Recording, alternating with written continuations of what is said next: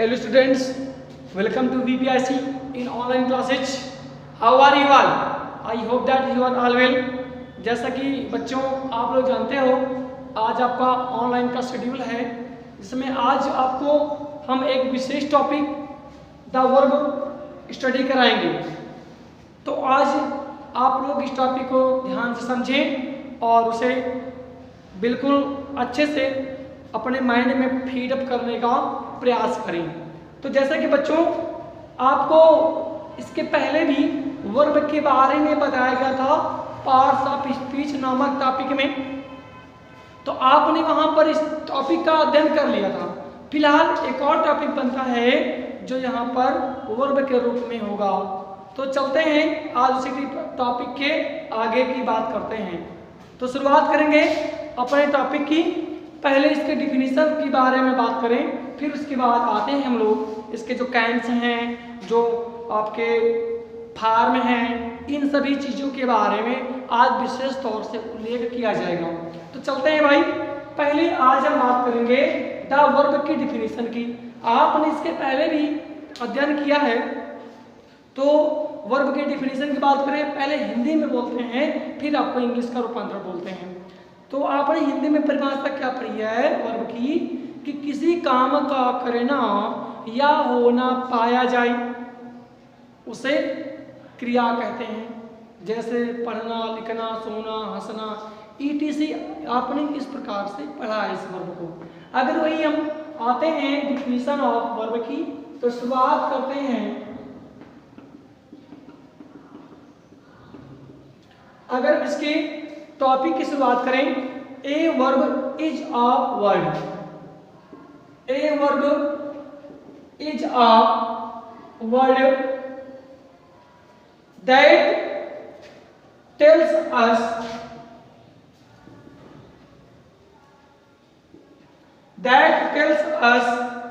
What a person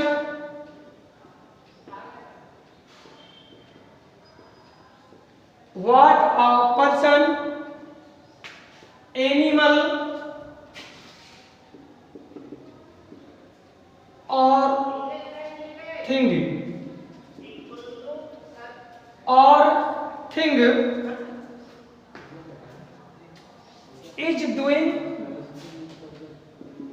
is doing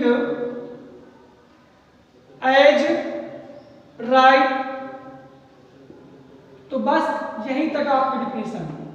A verb is a word that tells us what a person, animal or thing। Verb वह शब्द होता है जो हमें किसी एक व्यक्ति, जानवर या वस्तु के बारे में बताता है, वही हमारा वर्ब होता है, यानी क्रिया होता है। अगर हम इसके एग्जाम्पल की बात करें,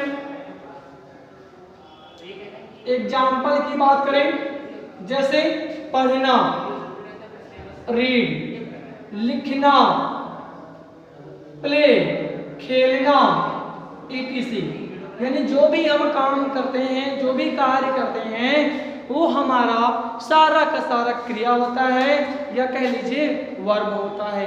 तो इसी प्रकार से यहाँ पर हम लोग जो है इसका मेंशन करते हैं। अगर हम बच्चों बात करें फॉर्म्स ऑफ वर्ब की, यहाँ पर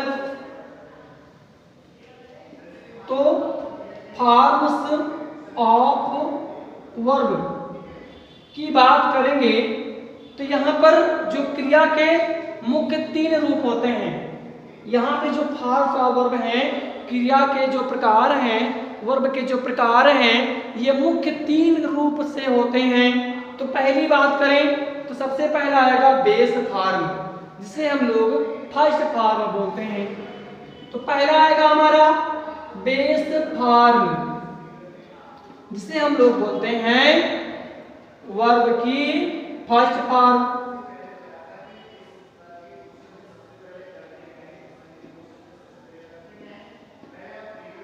यानी बेस फॉर्म को क्या बोलते हैं भाई?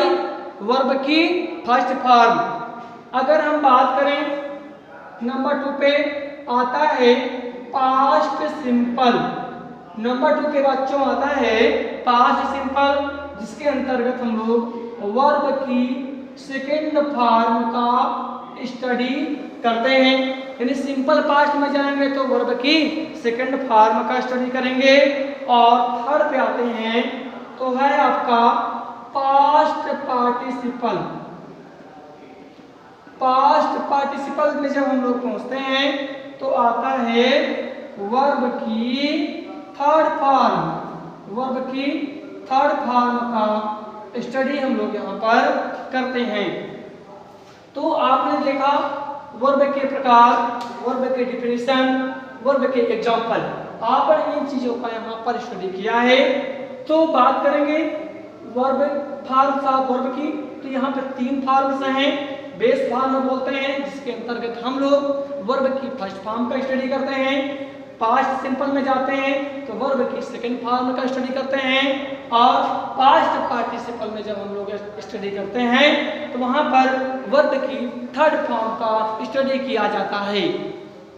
तो अब हम इसके विभिन्न जो वर्ब्स हैं, उनकी क्रियाएं हैं, उनके बारे में अब स्टडी किया जाएगा।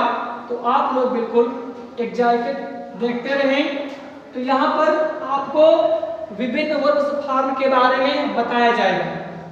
तो चलते हैं टॉपिक की अगले पड़ाव की ओर। तो आपका यहाँ पर आएगा फॉर्म ऑफ वर्ब के बारे में बात होगी। तो पहला होगा बेस फॉर्म, पहला होगा बेस फॉर्म, अगला होगा पास्ट फॉर्म,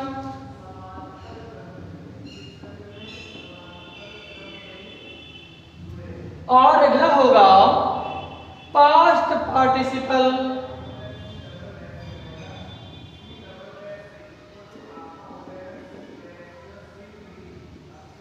इसके बाद एक और फॉर्म बनता है वर्ब फर्स्ट फॉर्म,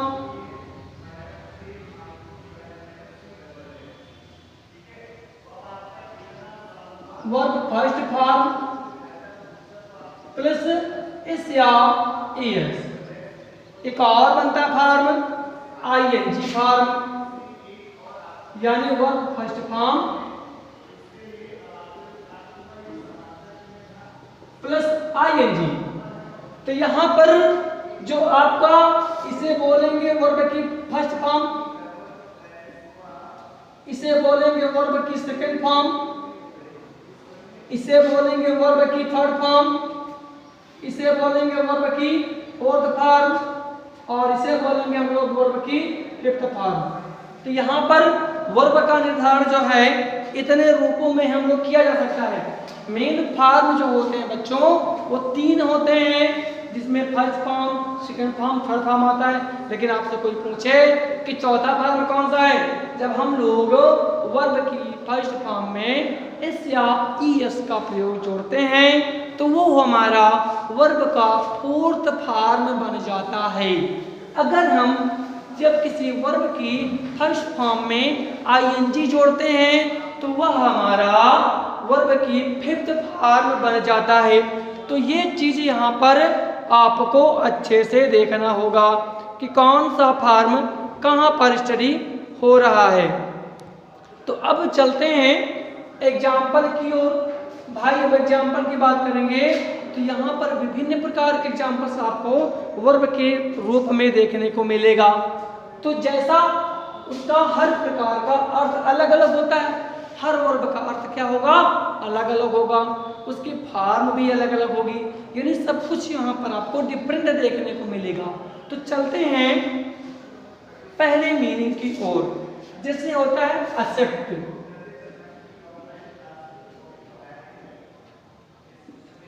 एक्सेप्ट का मतलब होता है स्वीकार करना। अगर हम इसकी सेकेंड फॉर्म की बात करेंगे तो होगा एक्सेप्टेड। थर्ड फॉर्म की बात करेंगे सेम फॉर्म है यही, एक्सेप्टेड। अब फिफ्थ फॉर्म में चलेंगे होगा एक्सेप्ट। आईएनजी फॉर्म में जाएंगे तो एक्सेप्टिंग। तो ये फॉर्म आपको यहां पर देखने को मिलेंगे। अगली मीनिंग है आपका अचीव।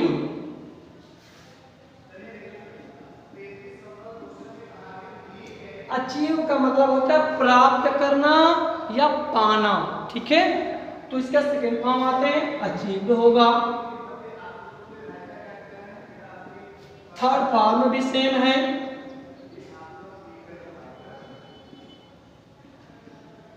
इसमें जाएंगे तो आपका होगा अचीव्स, इसमें जाएंगे अचीविंग, अचीविंग। अगला है नया मीनिंग है एडमायर। एडमायर का मतलब होता है प्रशंसा करना।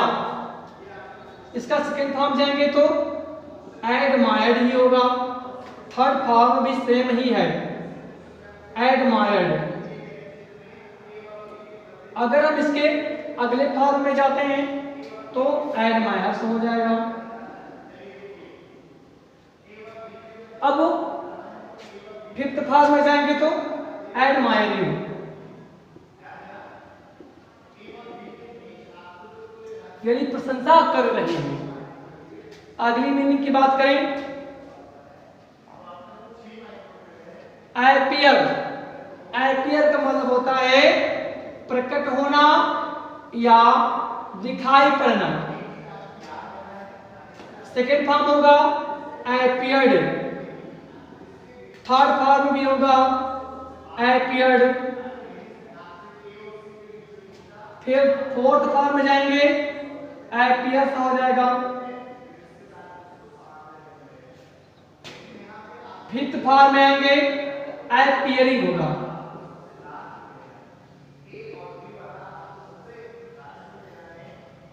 तो ये रहे आपके फॉर्म्स। अगली मीनिंग की बात करें भाई, जैसे बोला गया आपसे बर्न। बर्न माने होता है जलना, BURN, इसका मतलब होता है जलना। सेकेंड फॉर्म में जाएंगे तो बर्न तो हो जाता है। थर्ड फॉर्म में जाएंगे सेम मीनिंग यही रहेगी यहां पर भी। अगली मीनिंग में पूछेंगे बर्न से हो जाएगा। फोर्थ फिफ्थ में जाएंगे तो बर्निंग हो जाएगा। अगली मीनिंग देखिएगा रीड। रीड माने होता पढ़ना। Second form same, third form same वही है रीड। फिफ्थ फॉर्म में रीड्स और फिफ्थ फॉर्म में हो जाएगा रीडिंग। तो ये यहां पर आपको मिलेगा देखने के लिए। अगली मीनिंग की बात करें, जैसे आपका होप। होप माने होता है आशा करना।